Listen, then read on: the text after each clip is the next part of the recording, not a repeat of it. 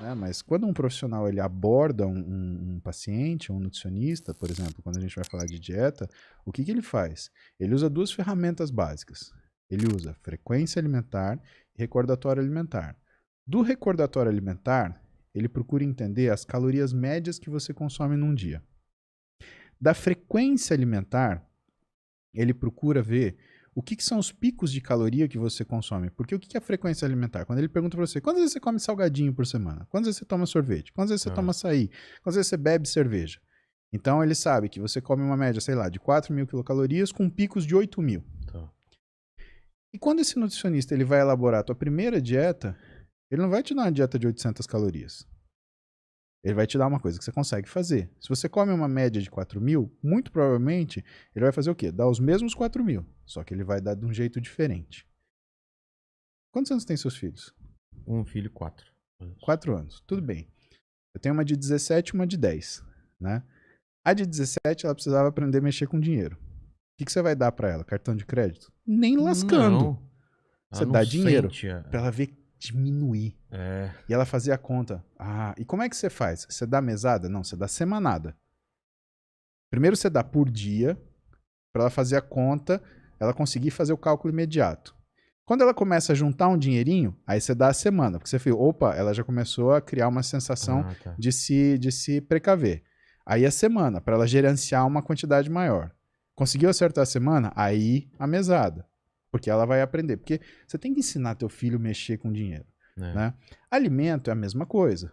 O que o nutricionista vai fazer? Ele vai te dar essas 4.000, mas do jeito dele. Então ele vai fazer um fracionamento alimentar. Ele vai fazer uma orientalização das calorias de consumo diário. O que a gente faz? Toma um café da manhã inexistente, come no almoço uma coisa rápida do jeito que dá, mas de bucho cheio, e aí janta aquele jantoroço, né? Aquele jantoço, que é um jantar mais almoço. Né? Ou seja, infernal. E quando você vai olhar os trabalhos científicos, né? Você vê uma série de evidências mostrando que só o fato de você ter um aumento de caloria no final do dia, você já predispõe a piora metabólica. E só o fato de você não consumir, por exemplo, um café da manhã, já aumenta o seu risco de doença coronariana em 27%, 27,5% para ser preciso. Isso é um trabalho da American Heart Association. Ou seja, os seus hábitos, eles vão definir não só o que é a sua percepção física, mas eles vão definir a sua saúde. Então o jejum intermitente de pular o café da manhã é perigoso, então? Não que ele seja perigoso, Vilela, mas ele não é uma estratégia para você sair do zero, entende? Você tem que ter uma resistência muito grande para fazer. Do jejum é que o seu corpo, sem o nutriente, ele vai consumir a gordura, é isso? Esse é o pensamento básico? Então, mas aí as pessoas que pensam assim, elas pensam como se o jejum ele fosse uma coisa matemática, né? Se eu não consumir, eu vou gastar. Seu corpo não funciona assim. Seu ele funciona assim. Se eu não consumir, eu vou me defender. E eu vou modificar por causa disso. O jejum intermitente, que a maioria das pessoas elas estão acostumadas a fazer e observar, é o que a gente chama de janela alimentar. Né? Que é o time restricted, que é o nome disso. E o que as pessoas fazem? Elas fazem uma janela alimentar de 8 horas e 16 horas de jejum. Só que horas elas põem a janela alimentar? Das 14 às 22. Meu amigo, é o melhor horário de comer. É aquele almoço que você come um almoção e sai comendo o que você quiser até às 10 da noite. Então, se você puder fazer uma refeição monstra às 10 da noite, você está confortável. Agora, o que deveria ser um jejum intermitente, por exemplo, que é focado na fisiologia? Ou seja, respeitando o que é o aumento de resistência periférica à insulina ao longo do dia. Porque existe isso. Né? E a diminuição da captação periférica de glicose ao longo do dia. É um jejum que você começa... Né, mais tarde, mas que você se alimenta mais cedo. Então você começa a comer às 6 da manhã e se você quiser fazer 8 horas de janela alimentar, você para às 2 da tarde. Agora, por que você não faz isso com uma pessoa que nunca fez dieta? Meu amigo, a hora que a fome bate, não tem quem te segure.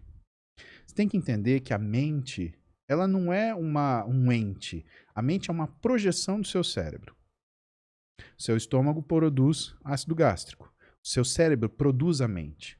Só que não é como se fosse um único projetor que vai, sobe naquela tela, que é o córtex, e projeta aquela mente. São vários. Esses vários projetores, eles se combinam para criar uma imagem. Imagina do mesmo jeito que a gente vê cor, que antigamente era azul, verde e vermelho. Né? Pois bem, esses projetores, eles projetam essa mente de acordo com as suas emoções. Né? Que emoções a gente tem? Né? Quais são as emoções humanas mais básicas? Medo, tristeza, raiva, nojo, surpresa e alegria. Então, de acordo com essas 5 que aparentemente são negativas, e essa uma que é a alegria que é positiva, a gente projeta uma mente que é para fazer o quê? Aquilo que te deixa funcionante, que permite fazer as suas ações que são pensadas, seu trabalho, por exemplo, e que são as suas ações mais robóticas, que é, por exemplo, você comer. Você não fica prestando atenção, você não faz mindfulness na hora que você está comendo. Pode estar fazendo outra coisa, assistindo televisão, pensando. E existem núcleos de neurônios muito específicos que fazem isso, que tomam essas decisões para a gente.